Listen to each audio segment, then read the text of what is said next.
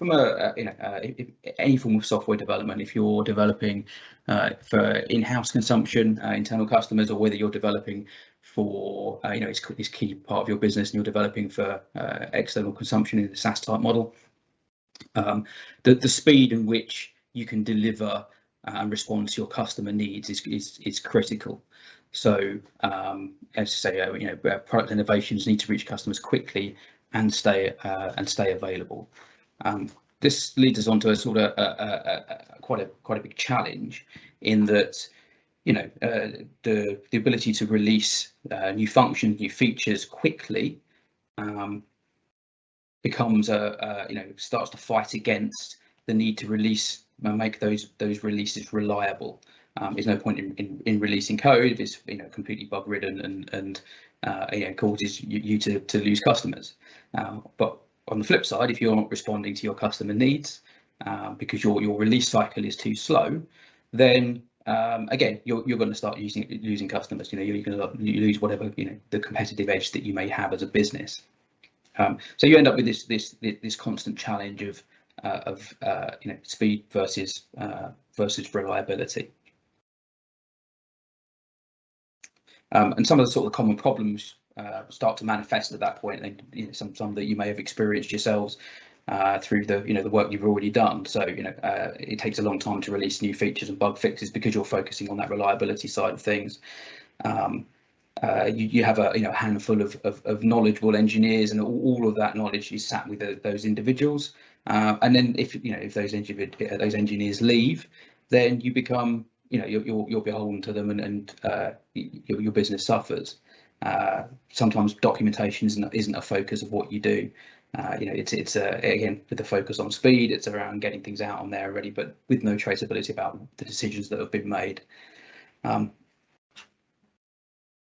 The production environment, so you're releasing code to your production environment, but you're not keeping your dev and your test environment up to the same standards, which means then your code suffers as it's produced. You're not testing in the right ways or with the same environment. We've already talked about the tension between new features and stability. And also with depending on what methodologies you've adopted in terms of your code production, in terms of your application development, you may have some inefficiencies in your release processes. So how do we go about addressing some of these issues? There we go. Okay, so it's when we lead on to DevOps. So DevOps allows us to effectively accelerate delivery while still delivering reliable products and services. It's a collaboration throughout your entire company. It's a collaboration of both people, process, and products through a continual plan, develop, deliver, and operate cycle. So technology, obviously, it plays a large part of this. It's an enabler to allow you to achieve that. And one of the sort of key tenets of DevOps is the need to automate tasks where possible. So it delivers consistency and more timely in a more predictable way. It's also about delivering value faster by increasing efficiencies and eliminating waste. Streaming, one of the sort of key elements of DevOps is that feedback cycle as well. The ability to measure what's going on, not just during your release process, but once you've released something, taking the feedback of customers, the feedback of for bugs and those types of things, and allowing them to be resolved quickly in a very reliable way. Just to put this slide in here, just so you get sort of a clear understanding of when we're talking about DevOps, the sort of type of scope of what we're talking about. So, there's a lot of people talk about CIS, continuous integration, continuous delivery pipelines, and that is absolutely part of DevOps. But DevOps extends that much further as well. So, it's around deploy, it's around operate, and effectively that effective feedback loop through the operate cycle of your application. Again, it allows you to react faster, to produce more reliable code.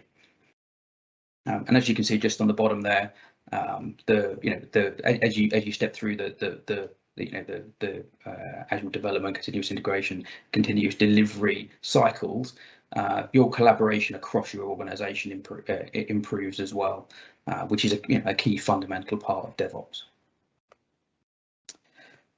So very well, we talked about a little about sort of the problem there and the concept of DevOps and how maybe DevOps can help, but how does that fit into Microsoft Azure? So as you can see, the circle there, you've got develop, deliver, and operate.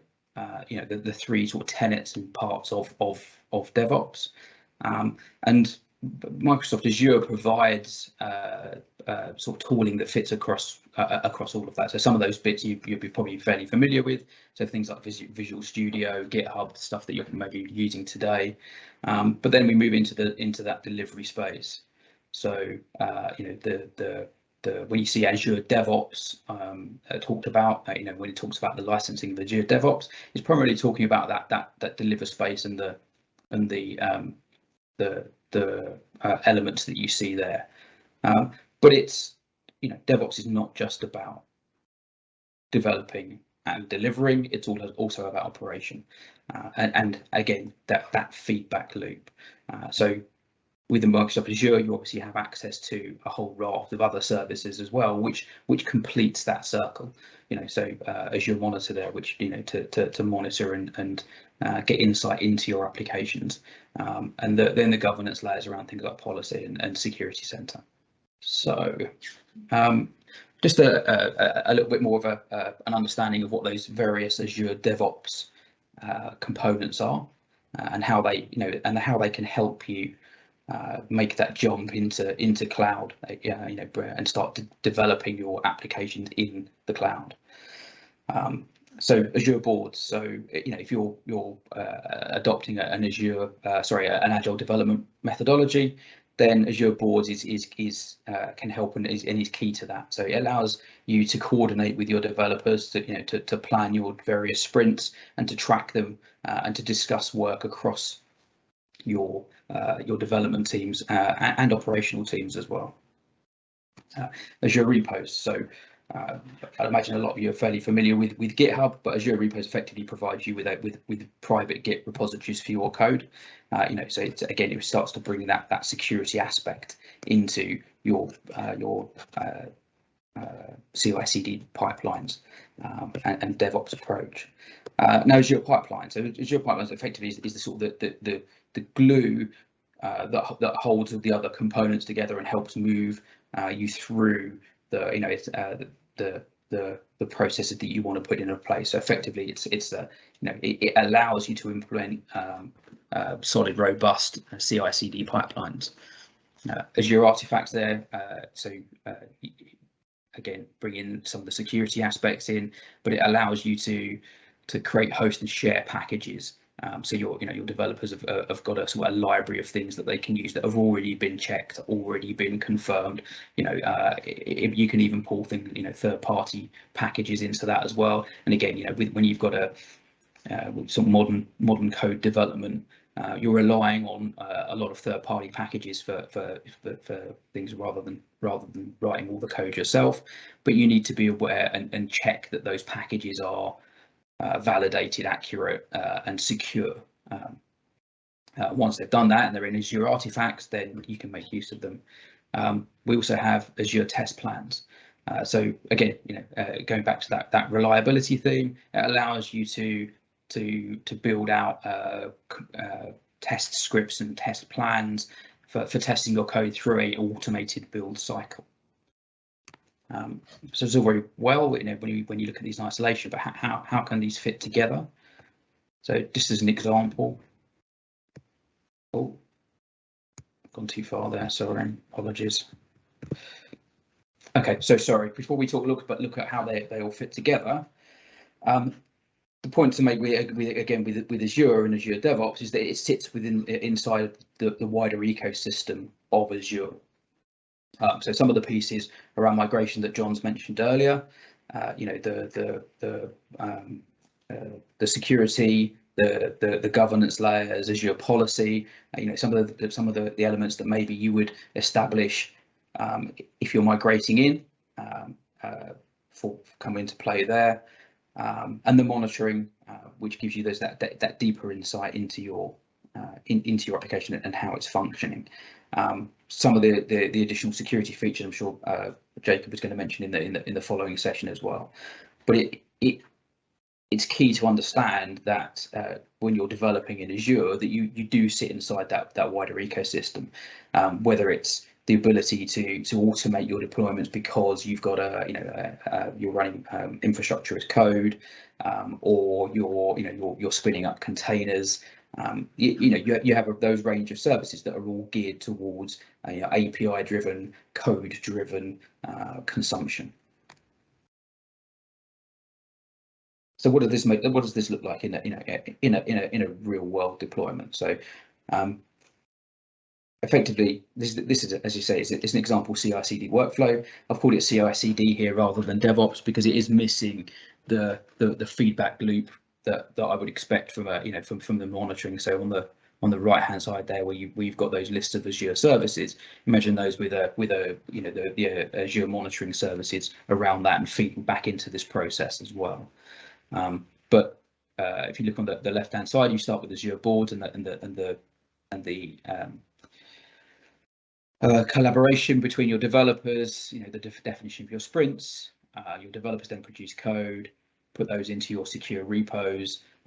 You've then got a CI and then a CD pipeline that are built with Azure Pipeline, and you can see the various elements of that. Just a note on the release pipeline there, you can see it's moving code through a number of environments. So again, coming back to those common problems and addressing the various environments being out of sync with each other. And then using those API driven approaches, infrastructure as code, that sort of thing, to make repeatable environments and consuming other Azure services as part of that. For building out a virtual machine or a container or making use of function apps. Depending on what your software needs to use and to run with. And I'm going to hand over to Dan at this point, and Dan's going to take us through pretty much a demo within Azure DevOps of something like this. Are you around, Dan? Yes. Fantastic. Okay, so I think if you share your screen, you should take over from me. Yeah, no problem. 2 seconds. Okay, hi everyone. As Andy said, my name is Daniel Hull. I'm one of the senior cloud consultants here at Cloud Direct, and just going to run through a short demo. So in this scenario, we have a corporate website, as hopefully you can see here. And at the end of the last sort of sprint, we had some testing and we identified a spelling error here. This should say Tor inside. So if we drop back to DevOps, if we go into the boards and our current sprint, we can see loads that we have a task already assigned. The product owner has gone through the backlog, prioritized this as the next thing to do. Normally you'd have a lot more tasks in here in your sprint, but obviously as this is just a demo. So I'm going to take on this piece of work. I'm going to drag that into in progress. I would normally click into here, then get a bit more detail about the issue, what work needs to be done. So over into the Git repo, here is all the source code for our application. It's a .NET 6 application we're leveraging Docker here as well, so that we have those sort of repeatable build processes. And what we build in Dev, we can be fairly assured that it's going to work exactly the same as we promote it through the different environments. So first off, we need to fix this spelling error. So one of the first things we probably need to do is we're currently in the master branch. So this is our sort of our main sort of protected branch of code, if you like, where you would normally have branching policies in place so that you can't just come in and make changes to this branch. We need to create a feature branch. So we'll just give that a name. It's going to be based on our master branch, and we would link this to that work item so that when the whole idea here is that we have this full history, full auditability of everything that's going on here. So when someone wants to know why was this branch created, we can see it's tied to this particular work item to fix the spelling error. So we'll create that branch. It takes just a second, and you can see now we're on this new branch. So now we can safely go in and make our code change. Just wait for that to load a second. And this will take just a moment. Oh, we're in here. Okay, so here's our code. Normally you'd be doing this in your IDE of choice, such as Visual Studio Code. But for the sake of simplicity, we will do it in here. And we can see that text. So we'll simply swap that around. That looks good. So now we're going to make a commit. And again, we're going to link that to the work item so that when someone looks back in the history, they want to see why was this code changed. They'll be able to see that. Do it by that. There we go.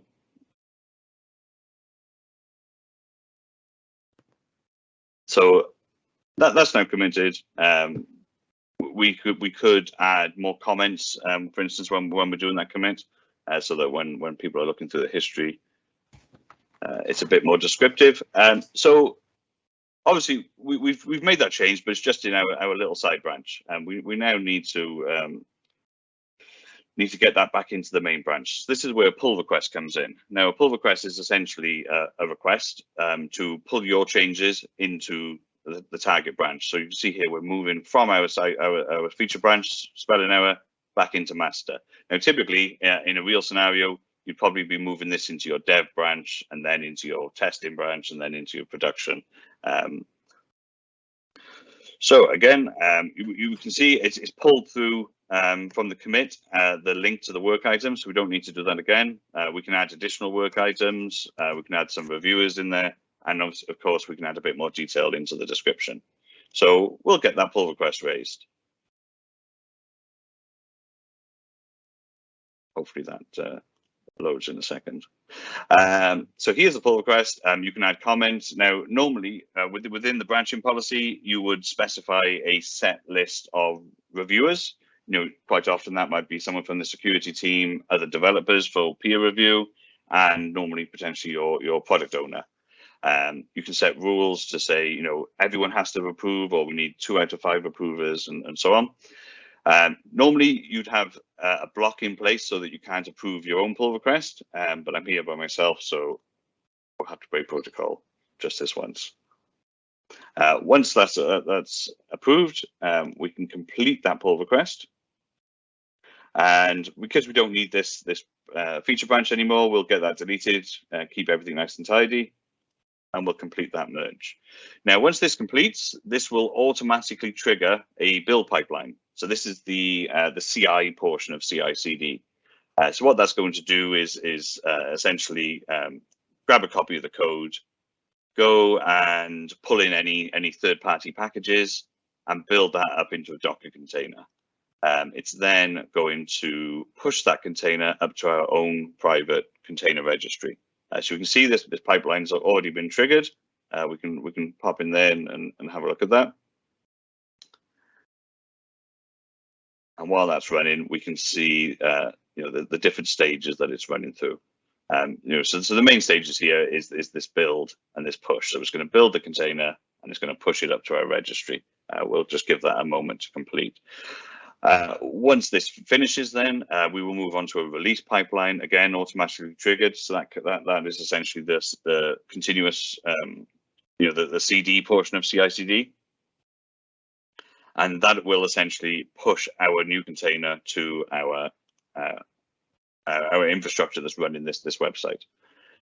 So just while that's running, we'll have a quick look in Azure. So essentially, this site's running on an Azure app service, and it's a two-tier application. We've got the web tier on the app service, and then we have a database tier running on PaaS SQL.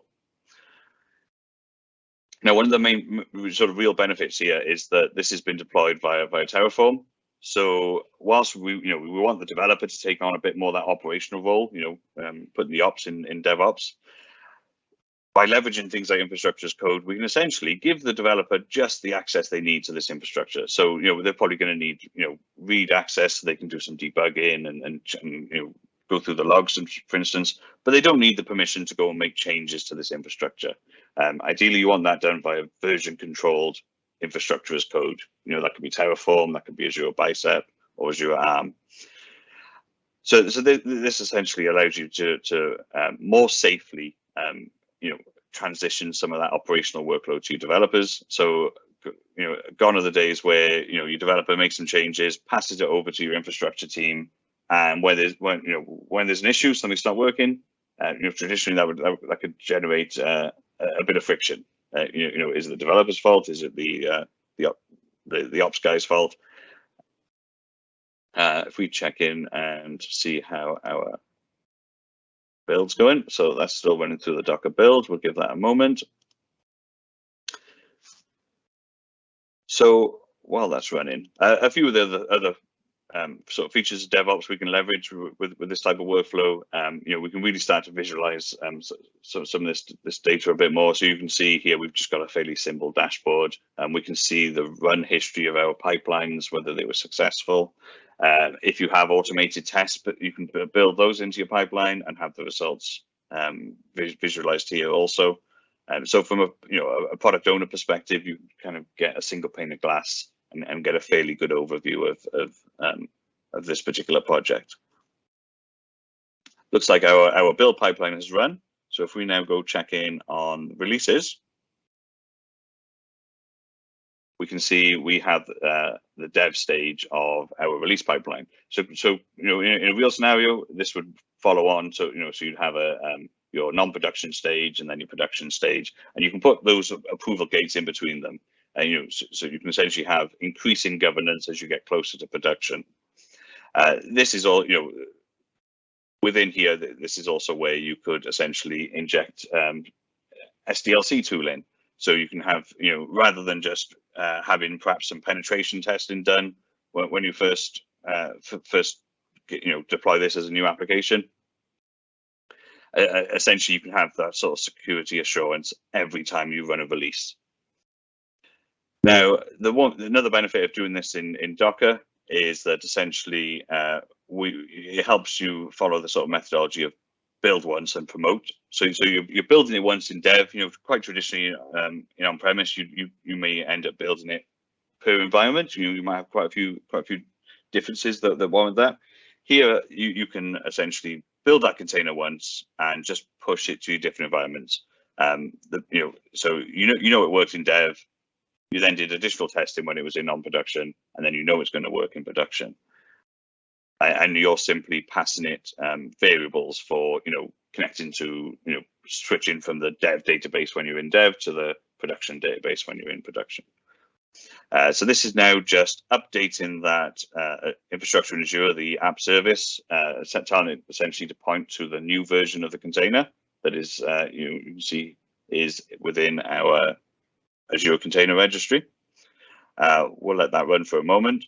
Another real benefit of using the app service here is that it allows you to use the concept of slots. So instead of having an app service plan and then an app service for each of the 3 environments, you can have one instance of these and then essentially have different slots per environment.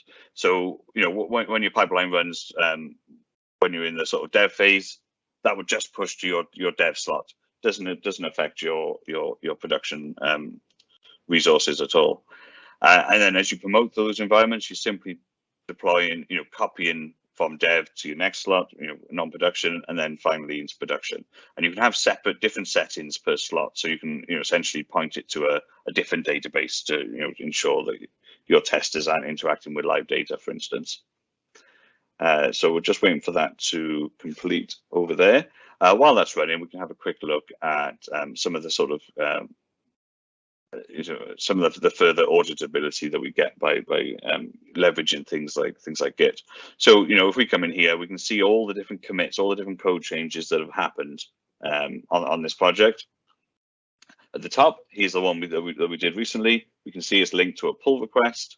If we have a look in here, you can essentially see that me made this change to this piece of code, and red is essentially what I removed, and green is what I put in place. So you get line by line, detail over those changes, and this will run back, right through to the beginning from when you started using Git for this code base. You can come in, you can add comments, and so on. How are we looking on our deployment? Let's just do a refresh there, just to see how that's going. So that's still updating. Now, what we could have done here, which in hindsight perhaps I should have, we can also include a pre-production slot. So essentially that allows us to deploy to that pre-production slot, and it's essentially a pre-warmed up slot. So the cutover then from that to production is near instantaneous, very little downtime, in the order of a few seconds. Whereas when this completes, because we're deploying straight to the single slot on the app service, it will take a minute or so for that infrastructure to essentially pull in that new container and reload the web server. It's taken a little longer than I had hoped. Hopefully we'll see how that goes. Essentially, if this doesn't complete in time, once this finishes, we would be able to refresh this page, and we would see our spelling error go away, essentially. We won't give it too much longer.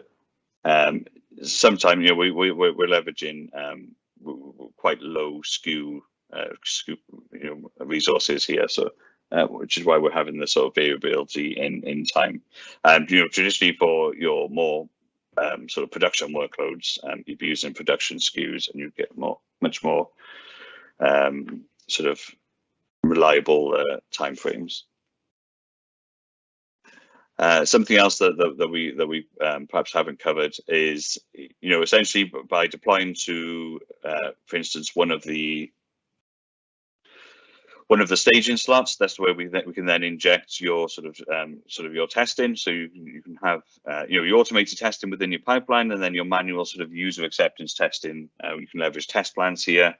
Some really sort of clever tooling that helps you sort of collect evidence as you go, as you're going through the different test steps.